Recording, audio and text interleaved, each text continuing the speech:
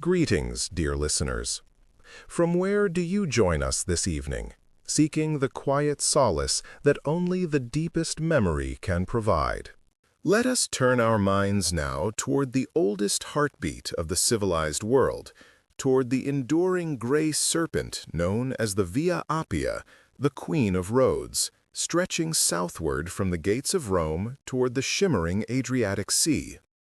These ancient pavements, laid down with the sweat and calculation of men long since turned to dust, possess a stillness in the evening air, a profound and patient silence that allows the stones themselves to whisper the vast chronicle of the ages. They are not merely paths of movement, but immutable monuments of intent, engineered to withstand the ceaseless grinding of time, carrying the full weight of the Republic and the subsequent empire upon their broad, level backs. The basalt blocks, cut from the volcanic heart of the earth, and fitted together with a meticulousness that transcends mere craftsmanship, remain stubbornly present, even as the walls that once flanked them crumble into grassy mounds. When the heat of the day recedes and the shadows lengthen, pooling in the ancient ruts carved by countless wagon wheels, one can perceive the unique rhythm of their construction, the deep foundation of crushed stone, the fine gravel bedding, and the polished surface that defied mud and flood, ensuring the flow of commerce and command remained unbroken, regardless of the changing seasons. It was this absolute certainty of connection, this unwavering link between the center and the distant boundaries, that truly defined the majesty of the Roman spirit, binding disparate peoples and landscapes into a single functional entity. It was this absolute certainty of connection, this unwavering link between the center and the distant boundaries, that truly defined the majesty of the Roman spirit, binding disparate peoples and landscapes into a single functional entity. Near the seventh milestone stood Lucius, an old man whose face was etched deeper than the stones he served, one of the dedicated curatores viarum, tasked with the eternal vigil over the pavement. He did not watch for enemies, nor for bandits, but for the subtle shifts of the earth beneath the road, understanding that the greatest threat to permanence was complacency and the slow, relentless erosion of nature. Lucius knew every fissure, every meticulously repaired joint, recognizing the specific sound of different legions marching, some light and swift, others heavy and weary, long after their names had vanished from the triumphal arches of the city. He would often sit upon the weathered stone benches near the great tombs, monuments erected by the prosperous citizens who wished their final resting place to witness the perpetual procession of life moving toward the capital. Observing the few travelers who now moved in the twilight, Lucius reflected upon the sheer volume of humanity these same stones had borne. Emperors in golden chariots, prisoners chained in long lines, philosophers arguing their way toward the Forum, and swift couriers carrying letters that determined the fate of distant provinces. Each passing soul, though utterly unaware of the road's true depth, contributed a fleeting layer to its profound and silent historical memory. The true philosophical meaning of these roads, Lucius often mused, lay not in the distance they covered, but in the time they preserved, allowing the actions taken yesterday to instantly influence the lands separated by weeks of travel. They were the physical embodiment of gravitas, the solemn sense of responsibility and purpose, enforcing the idea that all known regions were merely points along a continuous line emanating from the central golden milestone in the very heart of Rome. Without the road, the empire was a mere collection of disparate villages. With it, the empire was a singular organism, its blood flow assured, its nervous system perpetually active and alert. As the stars began to pierce the deepening blue velvet of the sky, the road seemed to exhale, releasing the accumulated dust and heat of the long day. The sound that arose then was not the clamor of men or horses, but the gentle, persistent whisper of the wind moving over the smooth, worn surface, a sound that carried the echo of 1,000 forgotten conversations and the silent prayer of countless travelers hoping for safe arrival. It was in this moment of quietude that the stone pavement felt most alive, shimmering faintly under the silver light of the rising moon, connecting the weary present to the glorious, monumental past. Lucius rose, stretching his aged limbs, and ran a calloused hand over the cold, firm surface of a massive basalt block, feeling the undeniable, absolute solidity beneath his fingertips. He knew that the temporary nature of human life stood in stark relief against this geological permanence. Men built these structures for eternity, yet they themselves lasted but a breath, a fleeting moment of awareness passing across the face of the enduring earth. The road remained, a testament to an ambition so great it sought to conquer not just geography, but the very constraints of human mortality, ensuring that the legacy of Rome would always have a clear, straight path to follow, even when the builders were gone. The path before him, though dark now, was perfectly clear, illuminated not by lamps, but by the structural integrity of its own making, guiding the solitary traveler just as surely as it guided the legions of old. Lucius began his slow patrol, his sandals clicking rhythmically against the silex paving, a lonely sentry guarding the memory of the immense machine that had once moved across this route. He sought out loose stones, watched for the encroachment of vegetation, and listened to the murmurs of the ancient drainage systems built beneath the surface, the subterranean cisterns that kept the road dry and preserved through centuries of heavy rain. Greetings, dear listeners. From where do you join us this evening? Lucius paused in his slow, careful traverse, sensing the perpetual movement of water beneath the immense, stable stone, a constant, unseen current mirroring the inexorable flow of time itself through the ages. He acknowledged the profound genius of the ancient engineers, who had understood that eternity required deep subterranean preparation, mastering the hidden dangers below to ensure the absolute integrity of the surface above, keeping the vital artery clean and dry against the corrosive power of nature's endless assault. This subterranean vigilance, often forgotten by the legions and merchants who merely walked upon the perfect surface, was the true and quiet secret to the via's lasting strength, a silent, enduring covenant between the industry of man and the vast resilience of the earth itself. As he walked onward, the profound silence of the night was not truly empty, but felt heavy and densely packed with the weight of phantom echoes from traffic long since dissolved into the past, the heavy, rhythmic thud of military boots, the protesting creak of loaded grain carts, and the hurried chatter of imperial messengers carrying news of distant triumph or overwhelming disaster. He could almost discern the faint scent of dust stirred up by countless legions marching toward conquest, visualizing the distant, fleeting glint of polished brass armor and the deep scarlet of the centurions' cloaks moving in disciplined formation toward the distant, unseen horizon. These heavy stones had absorbed the accumulated weight and noise of the entire empire, and now they slowly returned that memory, soft and low, audible only to those solitary souls, like himself, who knew how to listen with the careful, dedicated heart of a constant custodian. Lucius turned a gentle, intentional bend in the path, a slight softening of the uncompromising straight line where the road was closely flanked by tall, dark cypress trees, their somber silhouettes resembling silent, watchful sentinels standing guard against the cold, deepening violet of the sky. Here, the paving stones shifted by a subtle, almost imperceptible degree, a minute depression indicating the precise spot where a truly massive weight, perhaps a forgotten siege engine or a particularly overloaded quarry cart carrying monumental marble, had stressed the foundation centuries prior to the present day. He took a heavy, specialized wooden mallet from the loop on his belt pouch and gently tapped the surrounding stones, testing the deep bond between the ancient mortar and the cold, unforgiving rock beneath, careful not to disturb the delicate, fragile balance achieved by the slow, inexorable work of time.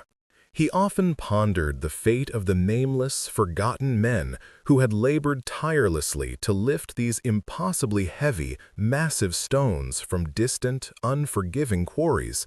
their hands constantly blistered, their backs chronically aching, laboring under the relentless, punishing heat of the Mediterranean sun for a distant, abstract ideal they would likely never fully comprehend in their brief lifetime. They were slaves, common laborers, or dutiful soldiers serving a vast, impersonal design, yet their powerful sweat and persistent muscle were forever preserved within the very fabric of the road, a potent, lasting energy that far outlasted the transitory power of the emperors who commanded their labor.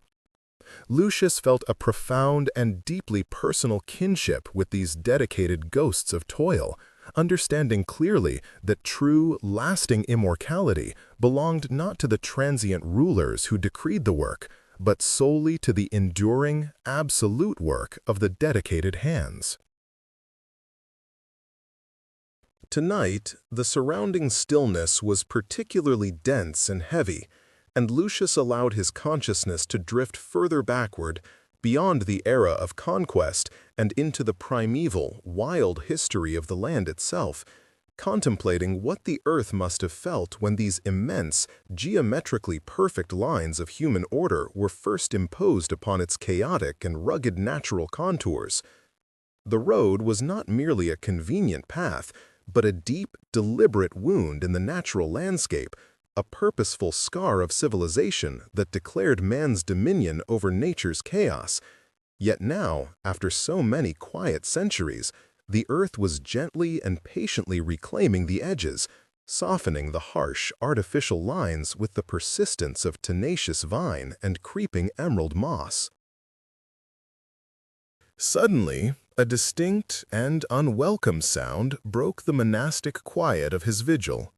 The faint, rhythmic chime of a small bronze bell, signaling a solitary traveler approaching slowly from the north, moving steadily toward the very heart of the great city.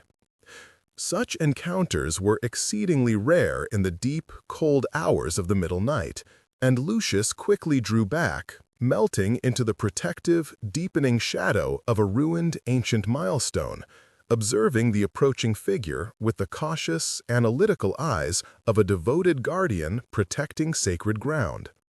He carried no weapon, for his essential duty was preservation and observation, not confrontation. But the unexpected presence of another human soul felt like a vast, jarring interruption in his private, sacred communion with the ghosts of history.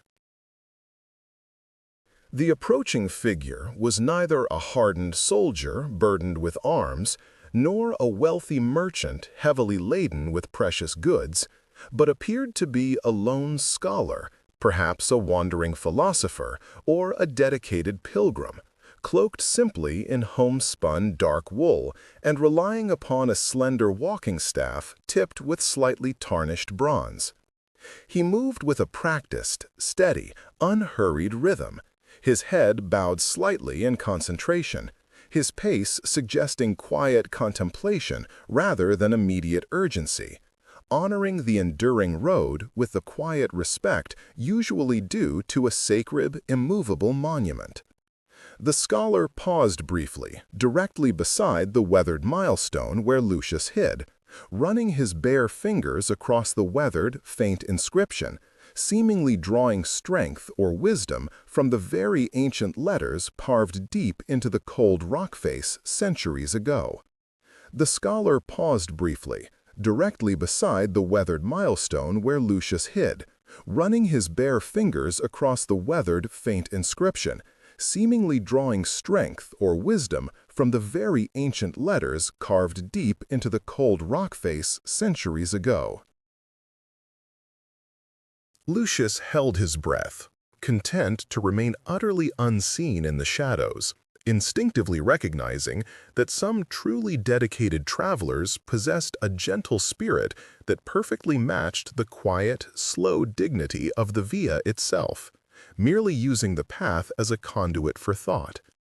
He realized anew that the road served many masters: the raw speed of the empire, the necessary commerce of the noisy marketplace, and also the deep, personal, spiritual journeys of the individual soul seeking profound meaning or elusive enlightenment along the path. The simple sight of the scholar affirmed Lucius's deep purpose. The road still reliably carried the necessary intellectual weight and essential spiritual travelers of the known world, linking minds across vast distances. Once the scholar's soft, steady steps faded entirely into the dense, distant drumming silence of the countryside, Lucius emerged slowly from the concealing shadows, immediately returning to his meticulous, constant examination of the paving surfaces. He focused now particularly on the small, shallow crevices where rainwater inevitably collected, knowing with certainty that even the smallest pool of standing water could easily become a site of disastrous frost damage in the cooler, damp months, slowly prying apart the great, interlocking stones with quiet, insistent, relentless pressure. He carried a small bag containing fine, dried sand meticulously mixed with lime, the exact ancient mortar mixture, and carefully filled the most vulnerable gaps, sealing the stones against the slow, creeping, determined sabotage of the elements and the relentless passage of time. The road curved slightly at this point, a deliberate, carefully engineered softening of the straight line designed to accommodate a stubborn, immutable ridge of bedrock, marking a rare moment where the iron Roman will conceded slightly to the inherent, unyielding power of the geological landscape. This curve was a subtle, profound lesson in necessary humility, Lucius mused, a constant reminder that even the greatest, most ambitious empire must eventually negotiate skillfully with fundamental reality, bending its ambition slightly to ensure the greatest possible longevity and absolute structural stability of the entire path. He precisely measured the banking of the curve, ensuring the water runoff still flowed efficiently and correctly toward the flanking drainage ditch, successfully preventing any destructive pooling and subsequent erosion.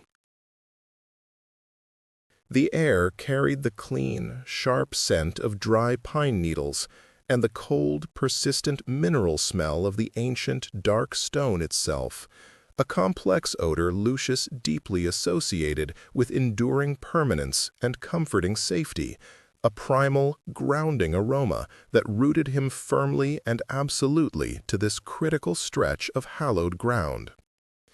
He thought briefly of the thousands upon thousands of miles of similar roads stretching out from the central heart of Rome like the taut sinews of a colossal living body, each mile maintained vigilantly by a devoted, careful few who fully understood that the functional integrity of the whole system depended entirely upon the minute care given to the smallest, most insignificant part.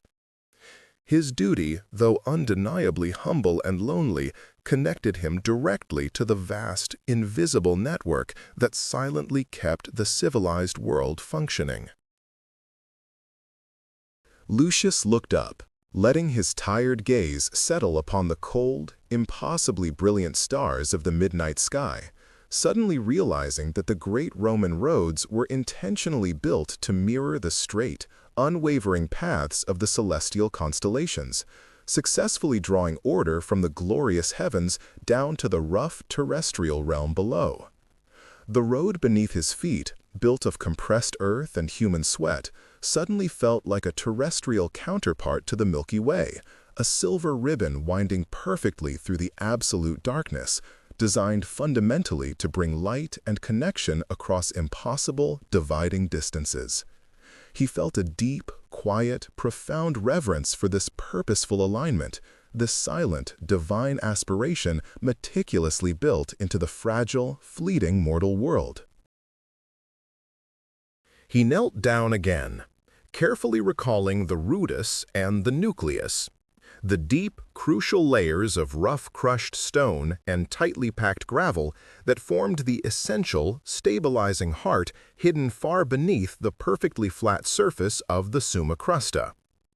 The true, lasting strength of any substantial human endeavor, he knew, lay not in the visible surface show or the proud monuments, but deeply within the unseen, diligently laid foundation, rigorously compacted and designed to bear weight. He whispered a silent prayer of thanks to the hard-working ancestors who had buried their arduous labor deep beneath the dirt, providing a constant, unyielding, permanent support for all future generations who would travel safely above them. He then considered carefully how the persistent presence of the constructed road had profoundly altered the entire landscape, not merely geographically, but also ecologically, carving out necessary corridors where certain specific plant species flourished and others quickly retreated, creating a persistent, artificial ecosystem of efficient travel and cultural exchange.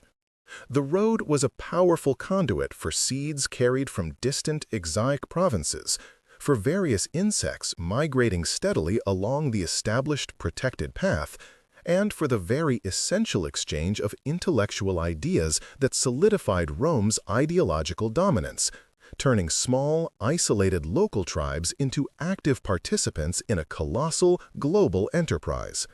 This single, deliberate, linear creation had shaped the very breath and life of the surrounding countryside, tying together mountains, fierce rivers, and fertile plains in a seamless, purposeful, essential chain of commerce. The first hint of true dawn was still many long hours away, yet Lucius could already feel the subtle, faint shift in the deep night air, the precise moment when the deepest, chilling cold settled in just before the predictable return of the sun's distant warmth. This, he knew, was also the hour of the wandering ghosts, the time when the boundary between the living world and the realm of the dead grew thin and porous, and he felt closer than ever to the countless, forgotten souls who had breathed their last breath upon this very surface, perhaps felled by sudden sickness, crippling exhaustion, or the quick, brutal violence of the roadside brigand. Yet the road persisted, absorbing every tragedy and moving onward, indifferent to the personal sorrows played out upon its enduring, solid stage. Lucius approached another massive miliarium, a cylindrical marker weathered smooth by the unending passage of time and the constant attacks of the elements, its original, proud inscription nearly illegible beneath the heavy patina of centuries of neglect. These stones represented more than just measured distance. They were silent declarations of absolute authority, physical assertions that every single mile belonged definitively to Rome, meticulously measured, accurately recorded, and fully accountable to the central, distant power. He touched the cool, rough surface again, tracing the phantom letters with his tired thumb, connecting himself momentarily to the long, ancient chain of surveyors and officials who had overseen the precise placement and perpetual maintenance of every single mile of the colossal, intricate network. A low, gentle gurgling sound drew his attention back to the necessary subterranean system, where water was carefully channeled away from the road's central foundation into the large ditch, flowing with surprising, efficient speed toward a natural, deep ravine further down the slope. This hidden, constant flow was the true silent heartbeat of the road, the essential process that actively countered inevitable decay. Without the remarkable efficiency of the drainage system, the road would have crumbled entirely into mud and ruin within a single generation, a testament to the fact that great works require constant, dedicated, focused protection from the relentless, patient attacks of erosion and water. Lucius realized with a distinct clarity that his small, specific segment of the via was particularly unique, situated at a critical juncture where the road climbed forcefully out of the fertile, damp valley and began its arduous, steep ascent into the rougher hill country, necessitating extra deep layers of foundation and deeper cuts into the solid rock face. He took a strange, quiet pride in the known difficulty of this terrain, knowing that the original engineers had exerted their maximum effort here, ensuring that even the most stubborn geographical obstacles could not impede the inevitable flow of imperial necessity. His patch was a humble, continuous triumph of unyielding human will over the rough, unyielding granite. The dark stones under his weary feet felt impossibly old, bearing the accumulated, massive weight of 2,000 years of history, pressed down by countless anonymous footsteps, and the constant passage of generations that viewed this ancient path simply as an inevitable, unremarkable part of their transient world. He wondered if the people of the distant future, those yet unborn, would ever fully grasp the immense effort and sheer daunting ambition poured into these silent structures, or if they would simply treat the ancient road as common, unremarkable earth, failing entirely to see the deep historical resonance in the firm, unyielding, permanent surface. Greetings, dear listeners. From where do you join us this evening? He could almost hear the ghosts of the original fabric, the engineers and laborers who had first laid these immense foundation stones, their spectral murmurs echoing across the centuries as they calculated the precise drainage slope and the needed camber of the surface to shed the punishing, heavy winter rains. Lucius felt a strange, quiet camaraderie with these long-dead men, bound by the shared knowledge of the relentless friction of time and the specific weight of the large granite cobbles that must be moved and settled into their perfect, unyielding positions. Their ambition, he knew, was to build something that required no further attention from mortal hands, though experience had taught both them and him that true permanence required constant, dedicated, focused protection from the relentless, patient attacks of erosion and water. Lucius realized with a distinct clarity that his small, specific segment of the via was particularly unique, situated at a critical juncture where the road climbed forcefully out of the fertile, damp valley and began its arduous, steep ascent into the rougher hill country, necessitating extra, deep layers of foundation and deeper cuts into the solid rock face. He took a strange, quiet pride in the known difficulty of this terrain, knowing that the original engineers had exerted their maximum effort here, ensuring that even the most stubborn geographical obstacles could not impede the inevitable flow of imperial necessity. His patch was a humble, continuous triumph of unyielding human will over the rough, unyielding granite. The dark stones under his weary feet felt impossibly old, bearing the accumulated, massive weight of 2,000 years of history, pressed down by countless anonymous footsteps and the constant passage of generations that viewed this ancient path simply as an inevitable, unremarkable part of their transient world. He wondered if the people of the distant future, those yet unborn, would ever fully grasp the immense effort and sheer daunting ambition poured into these silent structures, or if they would simply treat the ancient road as common, unremarkable earth, failing entirely to see the deep historical resonance in the firm, unyielding, permanent surface. Lucius often paused, allowing his fingers to trace the faint, almost invisible lines etched into the surface of a particularly large slab. Not the deliberate grooves cut for traction, but the small, accidental score marks left by the rudimentary, heavy tools of the first builders. Perhaps a moment when a chisel slipped, or a draft animal dragged its implement across the newly laid layer. These accidental scars were, to him, more profound than any inscription, representing the instantaneous moment of creation, the undeniable proof of sweat and immediate human labor frozen in the cold matrix of the stone, giving him a tangible connection to the dawn of the road itself. He respected the silent language of the stone, which spoke only of weight, pressure, and the vast span of time that had flowed over its exposed surface since it was first hauled from the deep quarry miles away. As the morning advanced toward the heat of the noon sun, the deep, measured rhythm of marching feet began to pulse faintly in the distance, a sound unique to the legions, distinct from the light skipping of civilian traffic or the heavy, uneven roll of farm carts laden with produce. This sound was the true heartbeat of the via, the reason for its existence, signifying the arrival of organized authority and the necessary, relentless maintenance of the imperial peace across the vast territory it connected, reminding Lucius that his work served a purpose far larger than merely providing a smooth track for a local mule.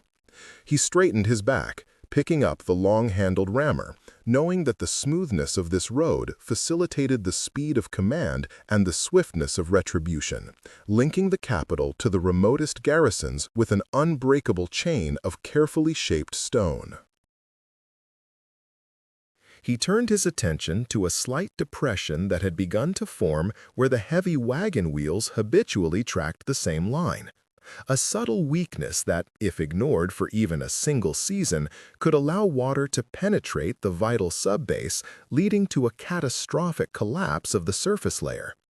His role was not to wait for the failure, but to preempt it, to detect the small variances and subtle shifts that spoke of impending trouble long before the ordinary traveler could perceive any fault in the smooth line of the road. With practiced hands, he began to meticulously remove the compromised paving stones, setting them aside carefully to inspect the stability of the large underlying layer of rough, tightly packed aggregate.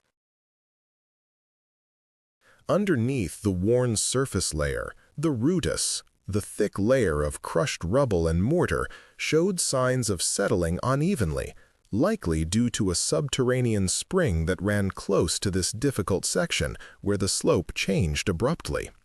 Lucius knelt, feeling the coolness of the deep stone, examining the fine silt that signaled the passage of moisture, acknowledging the constant, inescapable hydrological enemy that ceaselessly undermined every human structure built upon the Earth's damp skin. He realized the repair would demand more than simple tamping. He would need to cut a small, shallow channel slightly uphill from the weakness, diverting the insidious flow before it could continue its slow, corrosive destruction of the meticulously engineered layers beneath the main pavement. Drawing a short, sharp iron spike from his leather satchel, Lucius carefully marked the line for the diversion trench, his movements deliberate and unhurried, understanding that haste in foundation work was the mortal enemy of durability. He viewed the flow of water as an unruly, disrespectful spirit that needed to be sternly disciplined and routed away from the sacred line of the road, lest it breach the sanctity of the structure and necessitate a far greater, more exhausting reconstruction later in the year. The diversion channel would be a minor, hidden element, known only to himself and the subsequent road workers, a secret testament to the continual vigilance required to sustain the fiction of unyielding, eternal stone. As he hammered the small spike into the earth, the rhythmic blows of his heavy mallet seemed to echo the ancient hammers of those original builders, creating a continuous, unbroken chain of sound spanning the millennia, a mechanical liturgy dedicated to the principle of enduring utility and resistance to decay.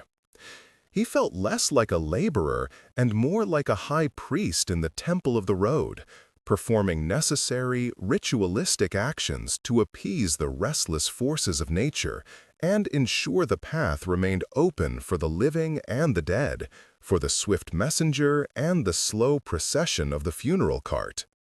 This continuity was his sole reward, the knowledge that the world continued to turn along the solid axis he was helping to secure against the inevitable crumbling of time.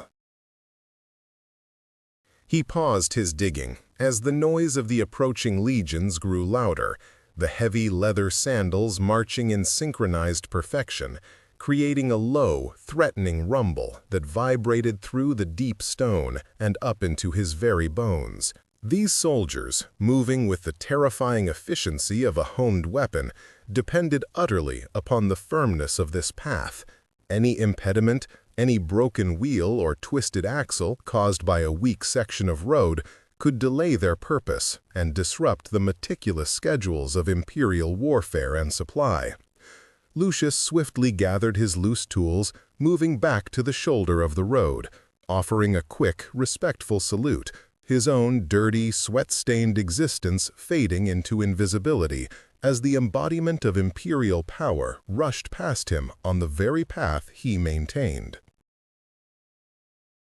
The dust, stirred up by the passage of the men and their heavy accompanying carts, swirled momentarily around him, obscuring the precise line of the road, a brief, chaotic intrusion into the settled order of the stone, reminding him of the ephemeral nature of the travelers themselves. Within minutes, the roaring sound dissipated, swallowed by the winding ascent into the hills, leaving behind only the settling grit and the lingering scent of tanned leather and exhausted marching men, and Lucius stepped back onto the road to recommence his quiet, essential task. He knew he was the custodian of the silent structure, the quiet sentinel, ensuring that the memory of the empire, etched in the shape of stone, would outlast the memory of the soldiers and the generals who used it for their momentary glory. The act of tamping down the fresh aggregate into the diverted trench was deeply satisfying, demanding a certain bodily weight and rhythmic precision, packing the smaller stones so tightly that they interlocked with the firmness of a single solid piece of rock, ensuring that no water could settle or travel through the newly secured area. He worked slowly toward the late afternoon, aware that the shadow cast by the nearby sentinel pine tree was growing longer and cooler across his section of the via, a natural clock that marked the steady passing of his day and the ceaseless grinding of the historical process. His commitment was absolute. The repaired segment must be indistinguishable from the original work, a seamless merger of past engineering and present effort, leaving no trace of the minor battle he had waged against the subterranean flow. He finished just as the light began to turn golden and soft, the newly laid patch invisible beneath a dusting of fine road powder, the surface feeling reassuringly solid and non-vibrating beneath the heel of his heavy boot. Lucius ran his hand across the cold, enduring surface one last time, feeling the slight roughness of the new stone settle into the ancient texture of the original pavement, satisfied that his segment of the great Roman spine had been secured for perhaps another generation of heavy passage. The road stood firm, a dark line against the fading sky, ready to bear the weight of the coming night and the journeys of the early dawn.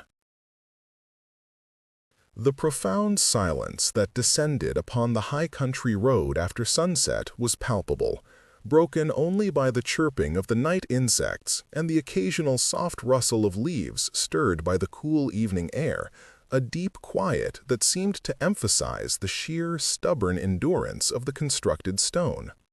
Lucius gathered his tools and headed towards his small, rough shelter built near the crest of the hill, knowing that even in the darkness, the road continued its quiet, monumental work, a fixed and reliable path leading through the blackness towards the promised light of distant civilization. Greetings, dear listeners. From where do you join us this evening? The air within the small timber-framed shelter held the faint, familiar scent of dry earth and pine smoke, a welcome contrast to the cold stone dust of the highway that clung faintly to his clothes.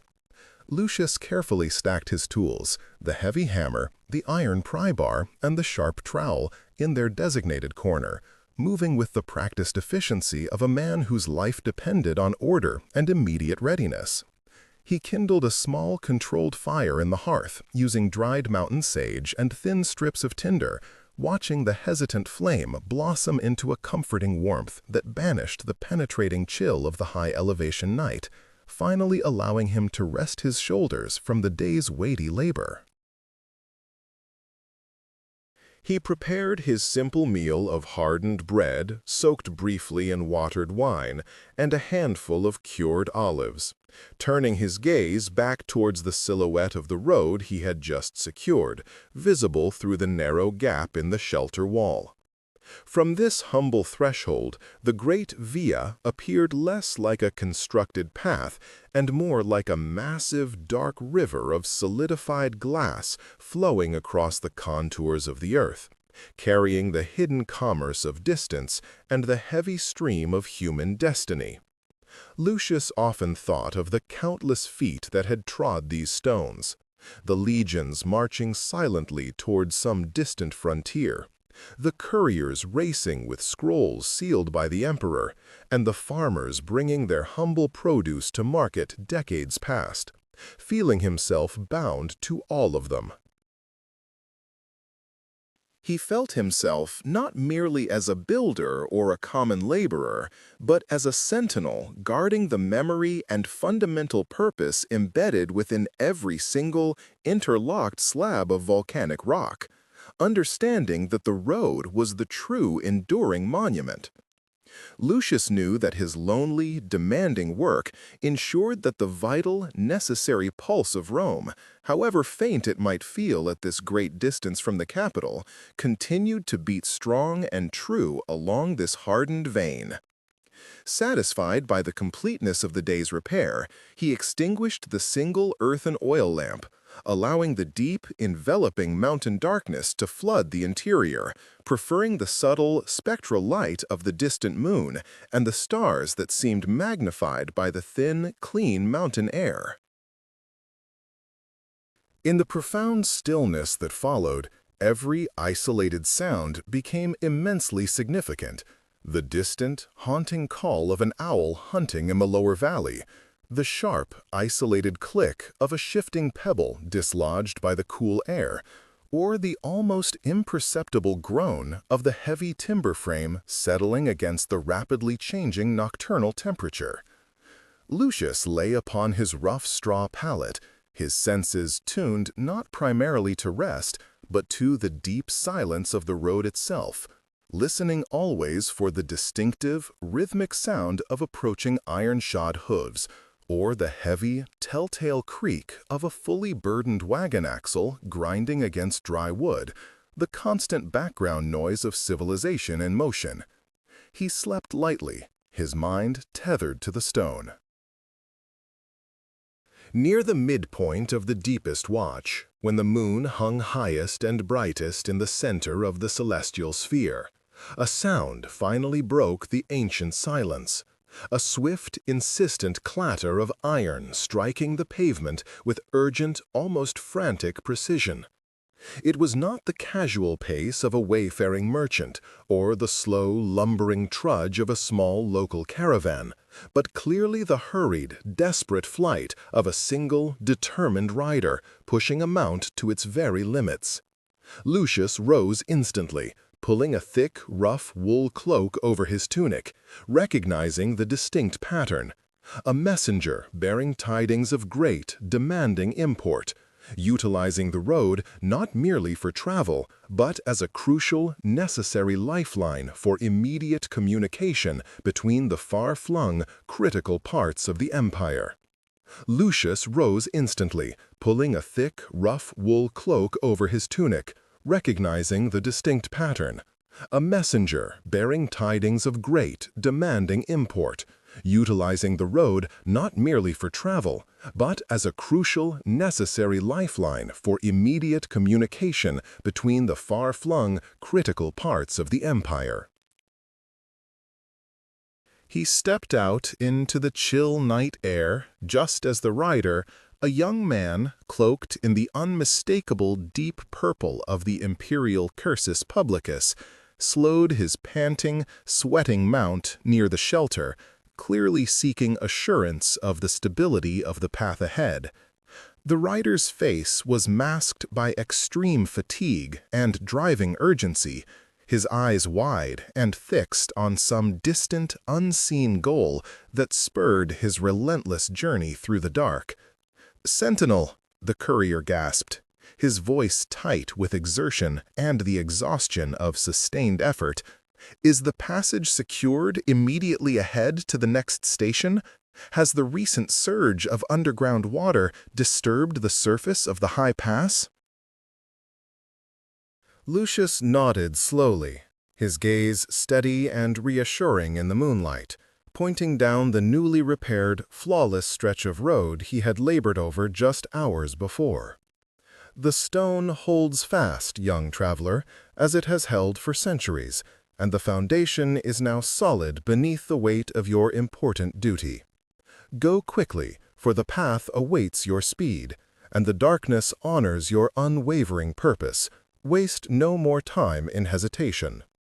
Without another superfluous word, the courier dug his heels into the flanks of his magnificent, lathered horse, and with a rush of wind and a renewed, sharp striking of stone, he vanished instantly into the encompassing shadows of the south, his message hurrying away across the vast, slumbering landscape toward its ultimate destination. The swift passage left behind only a faint, metallic scent of sweat and heated leather, and the lingering, ringing echo of the iron on the stones, which faded swiftly back into the prevailing, immense quietude. Lucius watched the point where the rider had utterly disappeared into the blackness, feeling a powerful, quiet satisfaction bloom in his chest. The road had performed its highest, truest function perfectly, linking two critical points in space and time with absolute, unyielding reliability. The moment affirmed his belief that the effort of one man, applied diligently to the foundation, sustained the motion of the entire world beyond. A long hour before the sun dared to crest the jagged outline of the eastern mountains, the deep indigo sky began to bleed subtly to a pale, hopeful gray, marking the inevitable arrival of the prima ora, the first light of the day. Lucius rose from his pallet, the brief, intense interruption of the courier already feeling distant, like a powerful, half-remembered dream dissolving into the growing light. He prepared the few simple provisions he would need for the morning's immediate survey, filling his water skins, counting out his dried figs, and inspecting the tightness of his heavy measuring chains.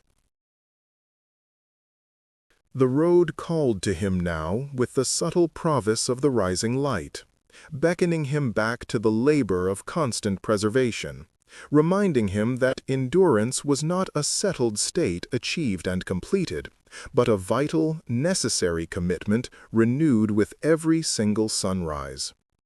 He walked back onto the thoroughfare, his eyes tracking the subtle, intricate changes in the stone surface, searching meticulously for any new fissure, any slight shifting of edges, or the first tiny signs of unnatural erosion that might foretell a larger, more dangerous failure of the substratum. Lucius knew this particular section of the road far better and more intimately than he knew the faded faces of his distant cousins, or the layout of the distant provincial city he had left decades ago. He could detect the minute change in sound when his boot struck a stone that had settled marginally too low, or feel the slight worrying vibration transmitted from a passing cartwheel over a hidden hollow beneath the tight pavement. This constant, intimate, physical dialogue between the solitary man and the monumental, complex construction was the true, unending essence of his solitary, devoted watch, a language spoken without words. As he bent low to examine a particularly stubborn patch of pale green moss, attempting to take aggressive root between two perfectly squared paving stones, he often considered the legions of surveyors, engineers, and thousands of tireless laborers who had first dragged these great slabs from the quarry centuries ago. He imagined their sweat mingling eternally with the fine dust of the foundation, their rough, determined laughter echoing over the open land before the very first stones were even finally set into place, marveling constantly at the sheer, ambitious audacity of their ancient, uncompromising plan. They had laid these roads for eternity itself, or so they had powerfully hoped in their deepest hearts, and Lucius, the humble, simple keeper, felt himself to be the living, breathing embodiment of that enduring ambition, intrinsically tethered to their colossal ancient oath by the steady, measured weight of his own heavy hammer. The morning air was now crisp and fully illuminated, the long shadows shrinking back quickly against the walls of the surrounding mountainous terrain, and the first sounds of true morning travel began to materialize from the distance, a wholly different kind of sound than the previous night's hurried, panicked messenger. This was the low, grinding symphony of daily commerce and routine travel, the slow, measured pace of patient oxen, the rhythmic shuffle of sandaled feet striking the stone, and the heavy, metallic clanking of harnessed leather and chain slowly drawing closer. A small, early-morning caravan was approaching steadily from the north, bringing the sounds and the smells of the wider world back to this quiet, elevated stretch of pavement, signaling the transition from the deep, philosophical night watch to the practical, bustling, immediate demands of the coming day. Greetings, dear listeners. From where do you join us this evening? The dust the travelers raised was fine and reddish, settling like a whisper upon the massive, dark basalt stones, and Lucius watched the small procession unfold with the detached, professional interest of one who knows the weight and wear of every passing wheel and axle. The lead driver, perched high upon a cart laden with great rolls of expensive cloth, waved a hand in respectful, weary greeting, acknowledging the solitary man whose enduring vigilance secured their smooth passage over the uneven, wild landscape, far from the safety of the city walls. The scent of foreign spices, mixed sharply with the heavy, familiar smell of animal sweat and warm hay, drifted down the road, bringing transient visions of faraway coastal cities and bustling, crowded marketplaces to this silent, lonely mountain pass, a vivid, compelling contrast to the austere quietude of the previous night. The low, heavy rumble of the iron-bound cartwheels passing over the massive pavement stones was a comforting, practical sound, signaling that the economy of the world was turning steadily, oblivious to the high politics of the distant capital. Marcus, the chief merchant, dismounted his sturdy donkey with a profound sigh that spoke volumes of leagues traveled and little sleep, straightening the tunic beneath his heavy traveling cloak before approaching the keeper with an air of seasoned, customary courtesy. He offered Lucius a small, sun-dried fig from his pouch, a customary token of the road's shared burden, and a sweet reward for diligence, and immediately inquired after the general condition of the stretch of road just beyond the next significant ridge, asking particularly about any recent rainfall that might have dangerously swelled the adjacent mountain streams. Lucius accepted the sweet offering with a necessary nod of gratitude, assuring the merchant that the culverts remained entirely sound and the bridges were wholly secure, designed meticulously by the engineers of old to withstand the sudden, violent anger of the spring thaw and the worst winter storms the mountains could ever deliver. These brief, essential exchanges formed the delicate, living membrane of the empire's continuous infrastructure, ensuring that the necessary flow of critical goods and vital information never suffered from unexpected impediment or dangerous natural disruption. The merchant looked back down the straight, unwavering line of the road, stretching like an impossibly long, dark ribbon against the pale morning earth, and murmured a quiet reflection that the road was truly the unyielding, durable body of Rome, but that reliable trade, not swift-moving armies, was its pulsing, essential blood. Armies brought conquest, and necessary, immediate order, to be sure, their heavy boots marching to the abrupt, demanding beat of brass trumpets, but it was the subtle, persistent exchange of carefully pressed olive oil for silver and exotic spices for manufactured goods that truly cemented the long-term loyalty of far-flung, disparate provinces. Lucius, whose lineage stretched back to the very soldiers who had first been forced to cut through the oppressive forests and level the treacherous ground, silently considered this insightful perspective, recognizing the deep, undeniable truth in the merchant's simple assessment of civilization's enduring, crucial engine. He knew that without the steady, unceasing demand for silk and wine and grain, the great, heavy stones he tended would quickly become nothing more than forgotten monuments, wholly swallowed entirely by the relentless, consuming green of the untamed, unforgiving wilderness surrounding them. Marcus adjusted the heavy leather strap of his cloak across his shoulder, offered a final, respectful salute to the keeper of the path, and signaled his weary drivers to move forward. The creaking of the heavily burdened wagon wheels instantly resuming their familiar, rhythmic, complaining journey toward the south and the distant, ever-waiting capital. Lucius waited patiently until the last of the slow donkeys had passed and the fine, reddish road dust began slowly to settle entirely again, then finally lifted his heavy tools, a pointed pick, a specialized tamper, and a leather sack filled with carefully crushed stone, beginning his own daily, reverent patrol of the magnificent pavement.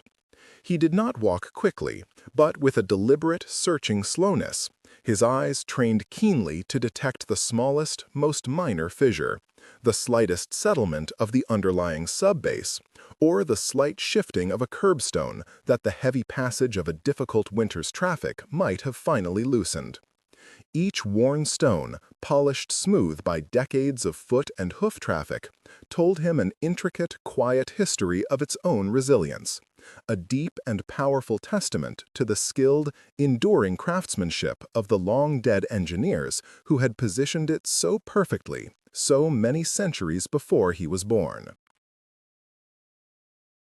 Near a stretch where the road was forced to traverse a particularly stubborn, unforgiving vein of underlying mountain shale, Lucius detected a subtle, alarming vibration under the sole of his sturdy, heavy boot, a telltale sign that the foundation below was beginning to yield dangerously to the immense hydraulic pressure of trapped, persistent water. He knelt immediately, running a calloused, knowledgeable hand over the dark, rough surface, and discovered a widening joint between two massive paving slabs, a gap where the carefully applied mortar had finally crumbled into tiny, useless granules, allowing constant ingress to the destructive, persistent forces of weather. This imperfection, though seemingly minor and negligible to the untrained eye of a passing traveler, represented a profound and creeping structural threat, a dangerous vulnerability that could, if left unchecked for even a few weeks, quickly unravel into a full, costly collapse requiring dozens of workers and immense public expense to truly rectify. He knew with absolute certainty that the true measure of a diligent roadkeeper was not in the dramatic, sweeping repairs carried out only after destruction, but in the constant, quiet vigilance against the small, persistent failures that accumulate silently over time to create catastrophic and public ruin. He knew with absolute certainty that the true measure of a diligent roadkeeper was not in the dramatic, sweeping repairs carried out only after destruction, but in the constant, quiet vigilance against the small, persistent failures that accumulate silently over time to create catastrophic and public ruin. Setting down his heavy leather sack with a purposeful thud against the pavement, Lucius carefully retrieved his hammer and a sharp iron chisel, immediately beginning the necessary, precise work of clearing away the loose detritus and meticulously cleaning the fault line of the ancient joint, preparing it carefully for the infusion of new, tightly packed material. He worked with a focused, almost meditative reverence, his strong muscles moving with the practiced efficiency passed down through generations of those who lived entirely by the measure of stone and mortar, knowing precisely how much pressure to exert without cracking the adjacent, undisturbed slab. With the joint cleared completely, he slowly introduced the specialized mixture of fine sand and crushed travertine rock, tamping it down repeatedly and fiercely with the heavy, dense head of his specialized tool until the material refused to compress further, achieving the perfect, unyielding density required by the original, rigorous specifications. This simple, intimate action was his private, recurring oath to the enduring standards of the Republic and to the eternal, demanding principles of the ancient, powerful engineers, locking the structure back into its enduring, uncompromising form. The sun climbed steadily toward the meridian, casting stark, bleaching light upon the completed repair, and Lucius wiped the cooling sweat from his brow, pausing briefly to drink a cooling draught from the rough clay flask he carried tethered securely to his belt. He vividly imagined the countless legions that had passed this very spot when the empire was still young and its borders expanding daily and violently, their weary faces grim beneath their heavy bronze helmets, marching west toward destiny and world-changing glory. He pictured great governors returning from long, successful campaigns against distant barbarians, philosophers traveling east carrying delicate, subversive ideas wrapped securely in costly parchment, and emperors themselves gliding past in rich, gilded litters, borne aloft on the shoulders of the most powerful and feared men in the known world. Each footfall, whether of a shackled slave, a marching soldier, or a privileged senator, had contributed to the subtle, gradual shaping of this resistant pavement, polishing it smooth with the indelible record of human striving, ambition, and eventual failure. When the work was finally complete, the repaired section of the road looked entirely seamlessly integrated, virtually indistinguishable from the rest of the ancient, weathered surface, its dangerous weakness entirely banished by simple diligence and enduring inherited expertise. Lucius stood, surveying his short stretch, feeling the profound, quiet satisfaction that comes only from mending something vast and fundamentally important, making whole again that which the slow, relentless erosion of time had sought diligently to pull apart and destroy.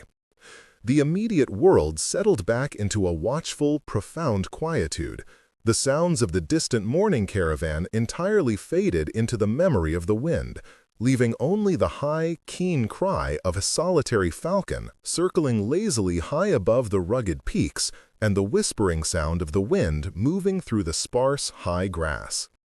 He shouldered his tools once more, ready to walk onward toward the next mile marker, understanding that the road demanded not merely respect or awe from those who used it, but a sustained physical devotion that never truly permitted final rest or complete lasting inattention. The growing heat of the midday sun now radiated intensely up from the dark, expansive stones, filling the air with the faint, mineral scent of baked earth and ancient rock, and Lucius knew that the coming afternoon would bring a wholly different kind of traffic, perhaps official dispatches, or slow, heavily burdened carts making their difficult ascent toward the mountainous legions garrisoned further north.